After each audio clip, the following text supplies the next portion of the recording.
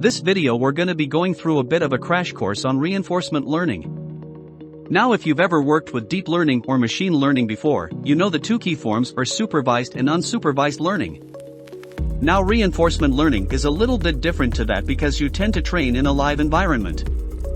Now there's a really easy way to remember the core concepts in reinforcement learning. All you need to remember is Area 51. Now you're probably thinking, what the hell does Area 51 have to do with reinforcement learning? Well, the area in Area 51 stands for action, reward, environment and agent. These are the four key things you need in any reinforcement learning model. Now in this video, we're going to be covering all of those key concepts. Let's take a deeper look as to what we're going to be going through.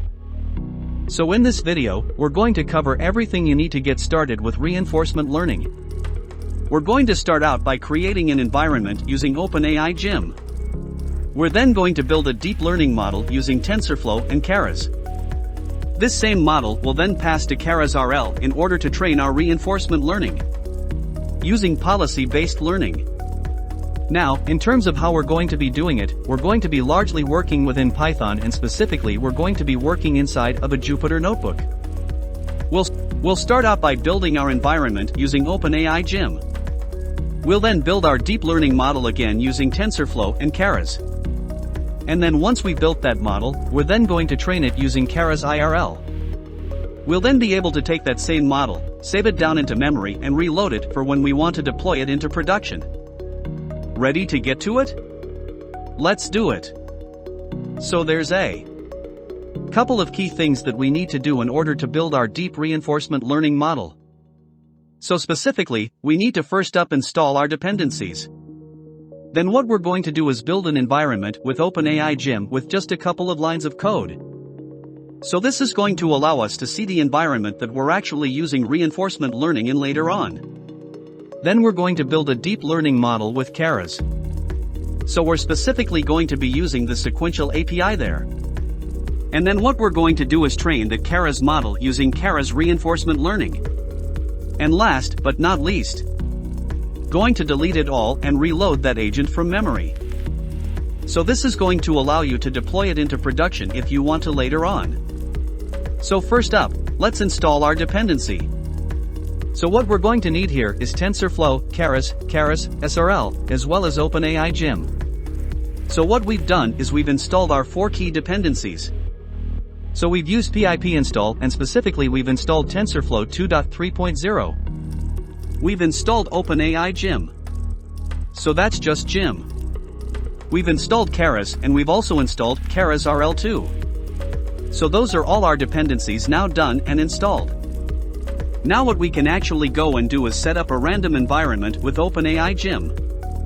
Now OpenAI Gym comes with a bunch of pre-built environments that you can use to test out reinforcement learning on. So if we actually head on over Thegym, OpenAI com, you can see there's a bunch of random environments. So here we've got some algorithms, we've got Atari games. So if you wanted to build Atari or video game style reinforcement learning engines, you could. We're going to be working on these classic control ones. And specifically we're going to be using cut-pull. And so the whole idea behind carpool is that you want to basically move this cart down the bottom here in order to balance the pole up there. So the whole idea is that for each step you take, you get a point with a maximum of 200 points.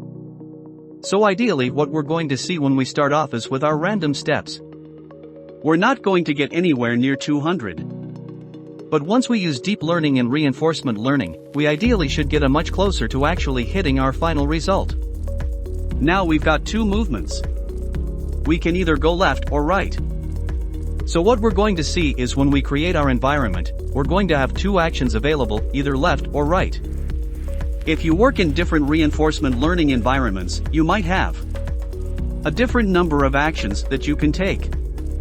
So for example, you might go up or down, left or right if you're working with other things. So now what we're going to do is set up this environment so you can work with it within Python. So if we go back to our Jupyter notebook, let's start setting that up. So the first thing that we need to do is import our dependencies. So in order to do that, we're going to import OpenAI Gym, and we're also going to import the random library so we can take a bunch of random steps. So those are our two key dependencies imported. So and this is specifically for our OpenAI Gym, so we've imported Gym and we've also imported random. Now what we can go and do is actually set up that environment. So that's our environment set up. So what we went and did there is we used the OpenAI Gym library, and specifically we used the make method to build our carpool environments. To remember, that was the carpool environment that we saw here. We then extracted the states that we've got. So this is available through env, which is our environment that we just set up, observation space.shape. So we're taking a look at all the different states that we've got available within our environment, and we've also extracted the action. So if you take a look, we're getting that from our action space, and we can see that we're going to have a specific number of actions. So if we take a look at our states, we've basically got 4 states available. And if we take a look at our actions, we've got 2 actions. So basically those are left or right, moving our carport left or right. Now what we can actually go and do is actually visualize what it looks like when we're taking random steps within our carpool environment. So ideally what we'll see is that our carpool just sort of moving randomly because we're taking random steps in order to get a specific score. So remember, with each step that we take where our carpool hasn't fully fallen over, we're gonna get 1 point with a maximum of 200 points. So let's build our random environment. Alright, so we've written a bit of code there. Now what we're actually going to do is start by breaking this down from here. So the first thing that we're going to do is render our environment. So this is going to allow us to see our cut in action when it's moving left and right. Then what we're doing is we're taking a random step, so we're either going left or right. So 0 or 1 basically represents one of those steps. So we're just taking a random choice to see how that impacts our environment. Then what we're doing is we're actually applying that action to our environment, and we're getting a bunch of stuff as a result of that. So we're getting our state, we're getting our reward, we're getting whether or not we've completed the game. So whether or not we've failed or whether or not we've passed. And we're also getting a bunch of information. Then based on our step, we're going to get a reward. So remember, if we take a step in the correct direction and we haven't failed, we get 1 point. This basically allows us to accumulate our entire reward. Now, if we fail or if we get to the end of the game, then done is going to be set to true. So what we're doing is we're continuously making steps until we're complete. So we reset the entire environment up here, and then we're also printing out our final reward. So ideally what we'll get is the episode number as well as our score. So let's go ahead and run that and see our episodes live and in action. Actually, it looks like we've got a bug there episode. Alright. So you can see our cart's moving, and it's moving randomly, and you can see that our pole's sort of flailing about. Now, what we're actually logging out is the score each time. So it looks like we're surpassing a specific threshold and we're failing. So we're only getting up to a maximum of about 38. So that's our maximum score. Now, ideally, what we want to be able to get is all the way up to 200, and this is where reinforcement learning comes in. So basically, our deep learning model is going to learn the best action to take in that specific environment in order to maximize our score. Now, this all starts with a deep learning model, so let's go ahead and start creating our deep learning model. Now, in order to do that, we first need to import some dependencies, and these are largely going to be our TensorFlow Keras dependencies. So let's go ahead and import those. So we've imported our dependencies. So we've specifically first up imported NumPy. So this is going to allow us to work with NumPy arrays. Then we've imported the sequential API, so this is going to build a sequential model with Keras. Then we've also imported 2 different types of layers. So specifically, we've imported our dense node as well as our flattened node.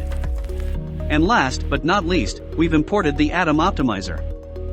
So that's going to be the optimizer that we use to train our deep learning model. Now what we can go and do is actually go and build that model. So we're going to build this wrapped inside of a function so we can reproduce this model whenever we need to. So that's our build model function defined.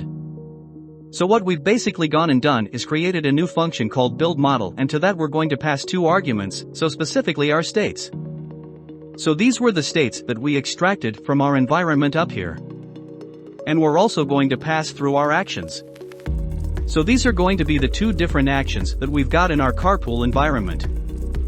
In order to build our deep learning model, we're first instantiating our sequential model, then we're passing through the flattened node. And specifically to that, we're going to be passing through a flat node which contains our different states. So remember our 4 different states that we had. Then we're adding 2 dense nodes to start building out our deep learning model with a relu activation function. And the last but not least, our last dense node has our actions.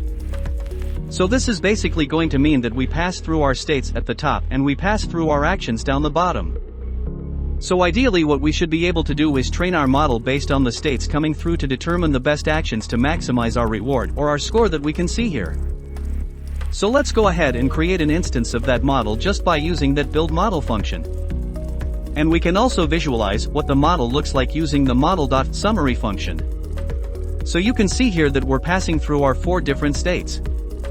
We've got 24 dense nodes, 24 dense nodes. So these are going to be our fully connected layers within our neural network. And then last but not least, we're going to be passing out our 2 different actions that we want to take within our environment. Now what we can go and do is take this deep learning model and actually train it using Keras RL. So first up, we need to import our Keras, our dependencies. So let's go ahead and do that. So those are our dependencies imported. So we've imported 3 key things here. So we've imported our DeepQ network agent. So basically there's a bunch of different agents within the Keras rural environment. So you can see we've got a DQN agent and NAFI agent, DPG, SASA SIM. So all of these are different agents that you can use to train your reinforcement learning model. We're going to be using DQN for this particular video, but try testing out some of the others and see how you go.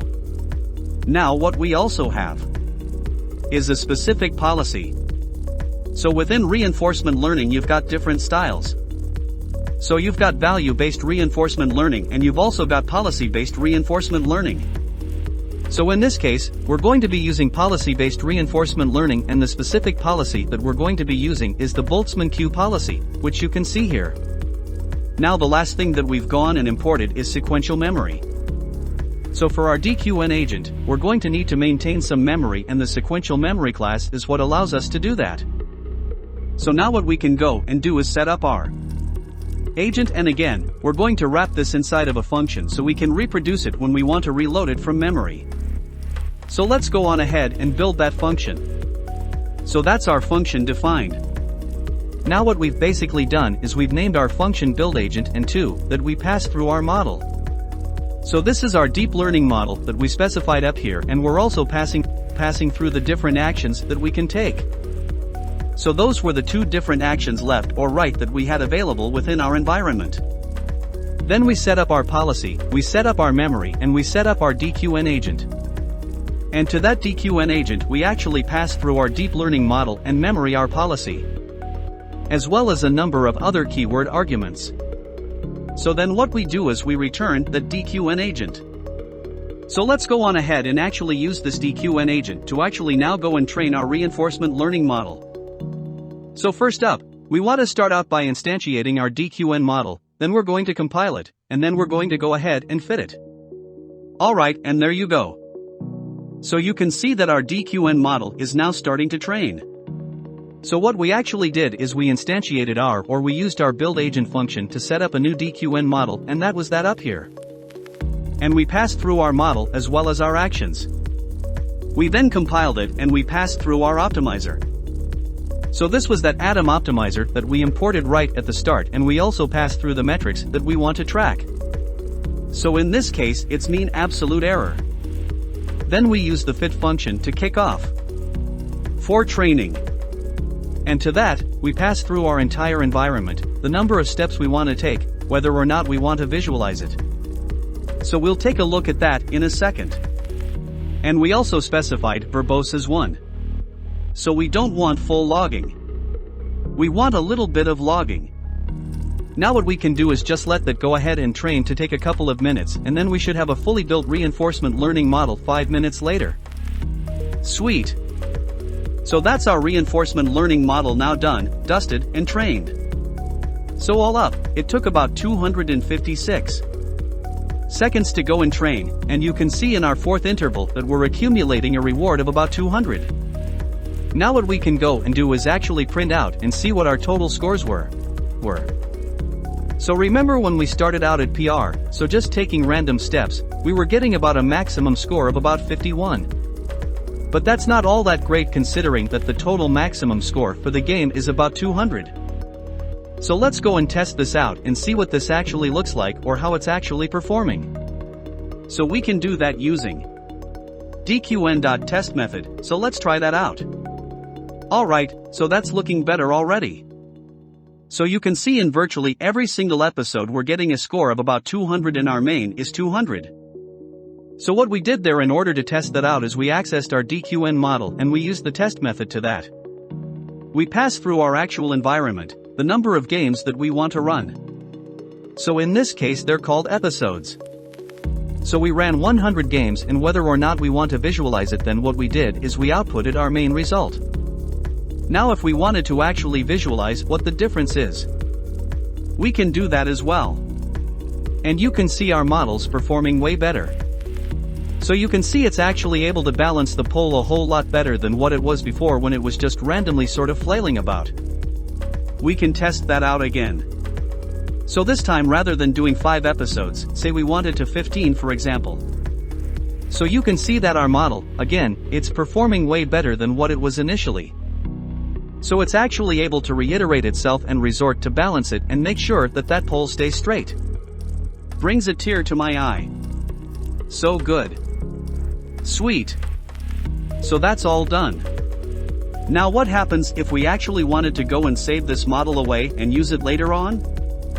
Say for example, we wanted to go and deploy it into production? Well, what we can actually do is we can actually save the weights from our DQN model and then reload them later on to try to test them out. So we can do that using the save weights method from our DQN model. So let's go ahead and save our weights. Then what we'll do is, we'll blast away all of the stuff that we just created, and we'll rebuild it by reloading our weights. So we've now gone and saved our weight. So if we actually take a look in our folder, you can see that we've got and generated 2 different H5F files. So these basically allow us to save our reinforcement learning model weights. Now if we wanted to go and rebuild our agent, first up let's start by deleting our model, deleting our environment, and deleting our DQN agent.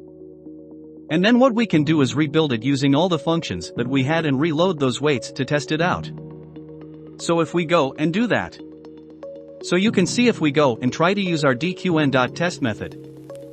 There's nothing there because we've then gone and deleted it. But what we can do is we can go and rebuild that environment and test it out. So let's go and do that. Perfect. So we've now gone and reinstated all of our models. So we built our environment, we extracted our actions and our states just like we did before. Then we used our build model and our build agent functions to go and rebuild our deep learning model and reinstantiate our DQN agent. And then last but not least we compiled it. Now what we can do is actually reload our weights into our model and then test it out. Again. So in order to do that we can use the DQN load weights method. So before up here we use save weights. Now we can load our weights in order to retest this out. And the file that we're going to pass to our load weights method is the one that we exported out here, so we can copy that in and paste that here. And now we've gone and reloaded our weights, we can actually go and test out our environment again. So ideally what we should get is similar results. So, again, you can say it's performing well. It's performing just as well as what it did before. We deleted our weights and now we went and reloaded them, and that about wraps up this video. So we covered a bunch of stuff. So specifically we went and installed our dependencies. We then created a random environment using OpenAI Gym and we got about a maximum score of about 51. We then built a deep learning model using Keras and then used Keras Real to train that using policy-based reinforcement learning. and then last but not least, we went and reloaded that agent from memory, so that allows you to work with this inside of a production environment if you want to go and deploy it, and that about wraps it up. Thanks so much for tuning in, guys.